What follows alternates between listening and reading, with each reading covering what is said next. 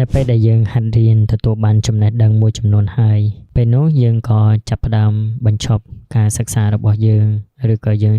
ចាប់ផ្ដើមរៀនអ្វីដែលថ្មីបន្តទៀតយើងទទួលបានអារម្មណ៍ថាយើងចេះហើយយើងអត់មានពេលឬក៏យើងរវល់ការងារអញ្ចឹងទៅយើងអត់មានពេលវេលាគ្រប់គ្រាន់រៀនបន្តហើយយើងក៏ចាប់ផ្ដើមរំសាយខ្លួនឯងពីការអភិវឌ្ឍខ្លួនឯងទាំងអស់ហ្នឹងវាអត់ខុសពីអ្វីដែលគេតែងតែលើកឡើងទេថាជាកង្កែបក្នុងអណ្ដូងអញ្ចឹងបាទព្រោះអីចំណេះវិជ្ជារបស់យើងគឺរៀនអត់ឈប់អត់ឈរគឺកាន់តែរៀនគឺកាន់តែទទួលបានដឹងថារឿងរ៉ាវនៅក្នុងពិភពលោកនេះគឺមានច្រើនហួសហេតុដែលយើងរៀនមិនអស់ចឹងហើយដោយសូក្រាតគាត់តែងលើកឡើងថាកាន់តែរៀនកាន់តែធ្វើឲ្យគាត់ល្ងងមិនមែនឲ្យធ្វើឲ្យប្រាជ្ញារបស់គាត់ធ្លាក់ចុះទេគឺធ្វើឲ្យគាត់យល់ដឹងថាអូគាត់រៀនអត់អស់ទេមានន័យថាចំណេះដឹងក្នុងโลกនេះគឺពិតជាច្រើនហួសហេតុខ្លាំងមែនទែនចឹងហើយមានតែធ្វើជាល្ងងទេដើម្បីរៀនអ្វីបានបន្ថែមទៀតប៉ុន្តែសម្រាប់បុគ្គលមួយចំនួនគឺគាត់អត់យល់ឃើញបែបហ្នឹងទេគិតថាខ្លួនគាត់គ្រប់គ្រាន់ហើយគិតខ្លួនគាត់មានចំណេះដឹងមានចំណេះជំនាញឬក៏មានការងារសមប្រកបហើយគឺលែងរៀនអ្វីបន្ថែមទៀតអញ្ចឹងនៅពេលរឿងរ៉ាវមួយចំនួនគាត់តែងតែផ្ដល់ការអំណួតឲ្យខ្លួនឯងគិតថាមើលស្រាលការងារទាំងអស់ហ្នឹងអញ្ចឹងបាទអាហ្នឹងវាមិនខុសពីពាក្យមួយដែលគេតែងតែនិយាយគឺកង្កែបក្នុងអណ្ដូងអញ្ចឹងបាទអញ្ចឹងយើងដឹងស្រាប់ហើយថាកង្កែបនៅក្នុងអណ្ដូងគឺមើលបានឃើញមជ្ឈដ្ឋានតែជុំវិញខ្លួនត្រឹមតែអណ្ដូងប៉ុណ្ណឹងឯងក្រៅពីអណ្ដូងគឺគាត់មើលអត់ឃើញដោយសារគាត់នៅក្នុងអណ្ដូងអញ្ចឹង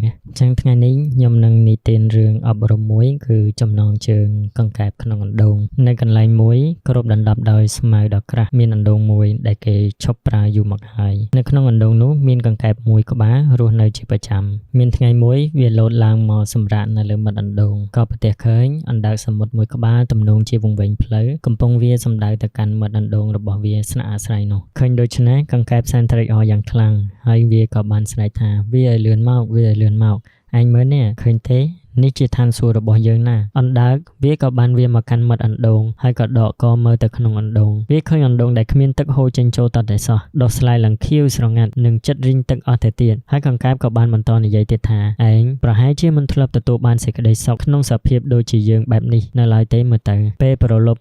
យើងឡើងមកស្រូបយកខ្យល់អាកាសនៅលើមាត់អណ្ដូងពេលយប់ជ្រៅយើងក៏ត្បល់ចូលទៅដេកនៅក្នុងអំបែងដបហើយយើងក៏អាចបណ្ដែតខ្លួនដេកយល់សុបិននៅលើទឹកផងដែរយើងអាចលោតចុះលោតឡើងនៅលើដីម៉ាសេរីពួកកូនក្អាតពួកក្តាមមិនអាចរកសេចក្តីសុខដូចជាយើងបាននោះឡើយកង្កែបប្រូលបាយពពុះមាត់ស្គូលគេកាន់តែក្នុងចិត្តឯងមើលណាអ្វីទាំងអស់នេះស្ថិតនៅក្រោមការគ្រប់គ្រងរបស់យើងវាប្រព្រឹត្តទៅតាមអ្វីដែលយើងត្រូវការគ្រប់យ៉ាងតែឯងចង់ចុះទៅមើលដែរទេអណ្ដើកដោយសារតែខ្លួនវាធំពេកចង់ចុះទៅមើលតែចុះបានតែជើងឆ្វេងរីឯជើងស្ដាំក៏ទាក់នឹងបង្គោលឈើសម្រាប់តោងទប់អណ្ដូងរកចុះទៅមើលហើយតែចុះវាមិនកើតមានតែដកខ្លួនចេញមកវិញហើយក៏ពោលទៅកាន់កង្កែបថាតើឯងធ្លាប់បានស្ដាប់រឿងតាក់ទងនឹងសមុទ្រខ្លះដែរឬនៅកង្កែបក៏វាក្បាលត្រុលអណ្ដើកក៏និយាយបន្តយើងជាអ្នករស់នៅក្នុងសមុទ្រដែលគេហៅថាសមុទ្រនោះគឺវាមានសុទ្ធតែទឹកដាច់កន្ទុយភ្នែកមើលទៅគ្មានឃើញកោះត្រៃអ្វីទេផ្ទៃដីរាប់រយពាន់យោជន៍ក៏មិនអាចធៀបនឹងសមុទ្របានដែរភ្នំខ្ពស់កប់ពពកពេលយកមកទម្លាក់ក្នុងសមុទ្រវានឹងលិចបាត់រកកំពូលមិនឃើញកាលពីសម័យដែលមានគ្រោះទឹកជំនន់រហូត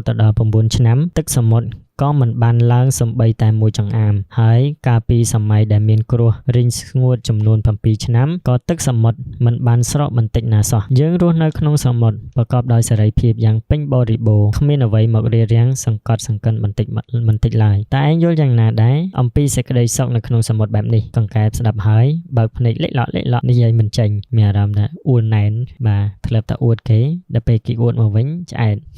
នៅក្នុងរឿងនេះគឺគេបានអប់រំយើងថាតួអង្គកង្កែបនៅក្នុងអណ្ដូងគឺបានដឹងឃើញរឿងរ៉ាវអ្វីតិចតួចបំផុតដែលធ្វើឲ្យគេមានអំណួតនឹងបច្ចុប្បន្នភាពរបស់ខ្លួនតែដោយសារការដឹងរឿងរ៉ាវតិចពេកហ្នឹងហើយទើបធ្វើឲ្យគេគិតថាពិភពលោកអស្ចារ្យរបស់គេហ្នឹងគឺមានតែគេមួយទេគឺបាតអណ្ដូងនឹងឯងដែលគេរស់នៅគេគិតថាគេអាចគ្រប់គ្រងបានពិភពលោកទាំងមូលបាទនៅពេលដែលកង្កែបគាត់ចាប់ផ្ដើមស្ដាប់រឿងអំពីសមុទ្ររបស់សត្វអណ្ដើកវិញគឺវាមានអារម្មណ៍ថាខ្មាស់អៀនជាខ្លាំងហើយក៏គួរឲ្យអាណិតទៅលើខ្លួនឯងដែលគិតថាខ្លួនឯងចេះគិតថាខ្លួនឯងគ្រប់គ្រាន់នៅលើពិភពលោកហ្នឹងបាទទាំងដែលខ្លួនឯងកំពុងតែចាប់គាំងអាហ្នឹងក៏វាសបញ្ជាក់ទៅលើ មនុស្សមួយចំនួនដែរដែលមានសភាពដូចជាកង្កែបអញ្ចឹងណាបាទពេលខ្លះគាត់ដឹងហើយគាត់ដឹងថាខ្លួនយើងដឹងបានតិចហើយមានគំនិតចាស់គំរិលក៏ប៉ុន្តែនៅតែបន្តអួតអំពីអាភាពចាស់គំរិលរបស់ខ្លួនឯងហ្នឹងដដែលព្រោះអីគាត់អត់អាចនិយាយអ្វីថ្មីបានទេដោយសារតែគាត់អត់ទទួលបានអ្វីដែលថ្មីអញ្ចឹងហើយក្នុងនាមយើងជាមនុស្សយើងគួរតែចាប់ផ្ដើមវឹកហាត់ខ្លួនឯងជាប្រចាំការសិក្សាគឺគ្មានដែនកំណត់ការសិក្សាកាន់តែរៀនកាន់តែធ្វើឲ្យខ្លួនឯងមានចិត្តទូលំទូលាយហើយកាន់តែរៀនគឺកាន់តែធ្វើឲ្យខ្លួនឯងមានភាពស្ងប់ស្ងាត់មិនសូវចេះអួតអាងណាគេទេប៉ុន្តែនៅពេលដែលមានកិច្ចការចាំបាច់ត្រូវ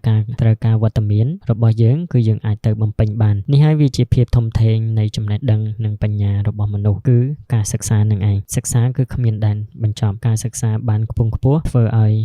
ខ្លួនយើងគឺកាន់តែមានតម្លៃចំណេះដឹងកាន់តែកាន់ឡើងហើយការគិតរបស់យើងក៏កាន់តែស៊ីជម្រៅហើយអ្វីដែលថ្មីនិងឱកាសក៏ផ្ដល់ឲ្យយើងក៏កាន់តែច្រើនដូចគ្នាដែរអញ្ចឹងក្នុងការ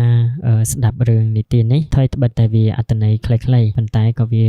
ជួយជំនួយដល់យើងក្នុងការមិនឲ្យបញ្ឈប់នៅការអភិវឌ្ឍខ្លួនឯងនិងការរៀនបន្តដែរអញ្ចឹងសង្ឃឹមថាការសិក្សានេះនឹងនៅជាប់ជាមួយយើងរហូតបាទហើយការអភិវឌ្ឍសមត្ថភាពខ្លួនឯងក៏ត្រូវតែអភិវឌ្ឍសមត្ថភាពមួយថ្ងៃទៅមួយថ្ងៃឲ្យមានការរីកចម្រើនរហូតដូចគ្នាដែរអញ្ចឹងដោយពាក្យខ្មែរយើងក៏តែងតែលើកឧទាហរណ៍មួយថាថ្មរមៀស្លែមិនកាន់អញ្ចឹងថ្មនៅពេលដែលវានៅថ្មឹងអត់រមៀទៅណាគឺស្លែរំចិត្តឆ្ងាយមនុស្សនៅពេលដែលអត់អភិវឌ្ឍសមត្ថភាពរបស់ខ្លួនឯងឡើងតទៀតទេអត់រៀនអ្វីបន្ថែមថ្មីទៀតទេគឺស្លែកាន់ខួរក្បាលហើយគេហៅថាសុញគំនិតគិតអីមិនចេញមិនបានវែងឆ្ងាយអញ្ចឹងភាពអវិជ្ជានឹងគ្រប់ដណ្ដប់យើងអញ្ចឹងថ្មរមៀស្លែវាកាន់អត់កើតទេព្រោះអីវារមៀវាផ្លាស់ទីតាំងរហូតវារមៀទៅរហូតបាទអញ្ចឹងវាប្រៀបបីដូចជាមនុស្សម្នាក់ដែលគាត់រៀនគាត់សិក្សាអ្វីដែលថ្មីអញ្ចឹងវាអត់ធ្វើឲ្យខួរក្បាលរបស់គាត់សុញគំនិតទេហើយគាត់ទទួលបានអ្វីដែលថ្មីហើយចំណេះដឹងថ្មីរបស់គាត់ហ្នឹងអភិវឌ្ឍឲ្យគាត់កាន់តែមានសមត្ថភាពឡើងទៅ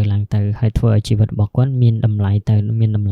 នេះហើយគឺជាពាក្យសុភាសិតខ្មែរដែលបន្សល់ទុកដើម្បីឲ្យយើងហាត់រៀនដើម្បីឲ្យយើងស្វែងយល់អញ្ចឹងសង្ឃឹមថាយើង